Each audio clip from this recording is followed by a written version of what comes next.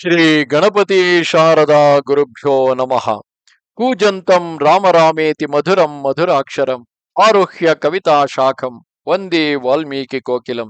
ಶ್ರೋತೃಗಳಿಗೆ ಶ್ರೀ ಚಾಮರಾಜೋಕ್ತಿ ವಿಲಾಸವೆಂಬ ಕನ್ನಡ ರಾಮಾಯಣದ ಕಿಷ್ಕಿಂಧ ಕಾಂಡದ 44ನೆಯ ಅಧ್ಯಾಯಕ್ಕೆ ಸ್ವಾಗತ.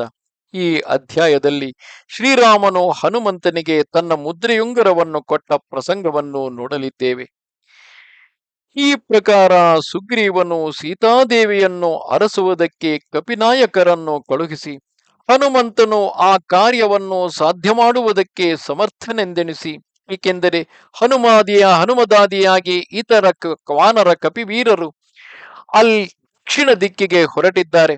ಸುಗ್ರೀವನಿಗೂ ತಿಳಿದಿರುವಂತೆ ರಾವಣನ ಲಂಕಾದ್ವೀಪವು ಇದೇ ದಕ್ಷಿಣ ದಿಕ್ಕಿನಲ್ಲಿಯೇ ಇದೆ. ಆತನನ್ನು ಅಂದರೆ ಹನುಮಂತನನ್ನು ಕುರಿತು ವಿಶೇಷ ಉಪಚಾರ ಪೂರ್ವಕವಾಗಿ ಹೀಗೆಂದನು. ಹನುಮಂತ, ನೀನು ಭೂಲೋಕದಲ್ಲಿಯೂ ಅಂತರಿಕ್ಷ ಲೋಕದಲ್ಲಿಯೂ ಉದಕದಲ್ಲಿಯೂ ಸಂಚರಿಸಬಲ್ಲೆ ಎಂಬುದಕ್ಕೆ ಸಂದೇಹವಿಲ್ಲ. ರಾಕ್ಷಸ ಲೋಕದಲ್ಲಿಯೂ ಗಂಧರ್ವ ಲೋಕದಲ್ಲಿಯೂ ನಾಗಲೋಕದಲ್ಲಿಯೂ ದೇವಲೋಕದಲ್ಲಿಯೂ ಸಮಸ್ತ ಪರ್ವತಗಳಲ್ಲಿಯೂ ನೀನು ಅರಿಯದ ಪ್ರದೇಶಗಳಿಲ್ಲ. ನೀನು ಸಂಚರಿಸದ ಭೂಮಿಯೇ ಇಲ್ಲ. ವಾಯುವೇಗ ಮನೋವೇಗಗಳು ನಿನ್ನ ವೇಗದಲ್ಲಿ ಅಡಕವಾಗಿರುವವು.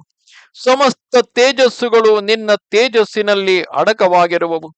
ಹನುಮಂತ, ಬಲವು ಬುದ್ಧಿ ಪರಾಕ್ರಮಗಳು ದೇಶ ಕಾಲ ಪರಿಜ್ಞಾನ ನೀತಿಗಳು ನಿನ್ನಲ್ಲೇ ಇರುವವು. ಆದ ಕಾರಣ ಶ್ರೀರಾಮನ ಕಾರ್ಯ ಸಾಧನೆಗೆ ತಕ್ಕ ವಿವೇಕವು ನಿನ್ನಲ್ಲಿಯೇ ಇದೆ ಎಂದು ನಿಶ್ಚಯಿಸಿದೆನು. ನಿನ್ನಿಂದಲೇ ಸಮಸ್ತ ಕಾರ್ಯಗಳು ಸಾಧ್ಯವಾಗಬೇಕೆಂದು ನಿಶ್ಚಯಿಸಿದ್ದೇನೆ ಎಂದು ಹೇಳಿದನು. ಆ ಸಮಯದಲ್ಲಿ ಶ್ರೀರಾಮನು ಹನುಮಂತನನ್ನು ನೋಡಿ, ಈತನು ಅತ್ಯಂತ ಸಮರ್ಥನಾಗಿರದಿದ್ದರೆ ಸುಗ್ರೀವನು ಅಷ್ಟು ಉಪಚಾರದ ಮಾತನ್ನು ಅವನಿಗೆ ಹೇಳುತ್ತಿರಲಿಲ್ಲ ಎಂದು ಮನಸ್ಸಿನಲ್ಲೆಣಿಸಿ, ಶ್ರೀರಾಮ ಎಂಬ ನಾಮಾಂಕಿತವುಳ್ಳ ತನ್ನ ಮುದ್ರೆಯುಂಗುರವನ್ನು ಸೀತಾದೇವಿಯ ಕೈಯಲ್ಲಿ ಕೊಟ್ಟೆಯಾದರೆ ಸೀತಾದೇವಿಯು ನಿನ್ನನ್ನು ನನ್ನ ಸಮೀಪದಿಂದ ಬಂದವನೆಂದು ವಿಶ್ವಾಸದಿಂದ ಕಂಡು ಭಯವಿಲ್ಲದೆ ನಿನ್ನೊಡನೆ ಸಂಭಾಷಣೆ ಮಾಡುವಳು. ಹನುಮಂತ, ನೀನು ಮಹಾಬಲವಂತ, ಮಹಾಪರಾಕ್ರಮಿ. ಅದಲ್ಲದೆ ಸುಗ್ರೀವನು ನಿನ್ನ ಮೇಲೆಯೇ ಈ ಕಾರ್ಯಸ್ಥಿತಿಯನ್ನು ವಹಿಸಿರುವನು. ಆದ ಕಾರಣ ನನ್ನ ಮನಸ್ಸಿಗೆ ನಿನ್ನಿಂದಲೇ ನನ್ನ ಕಾರ್ಯವು ಆಗುವುದೆಂದು ತೋರುತ್ತಿದೆ ಎಂದನು.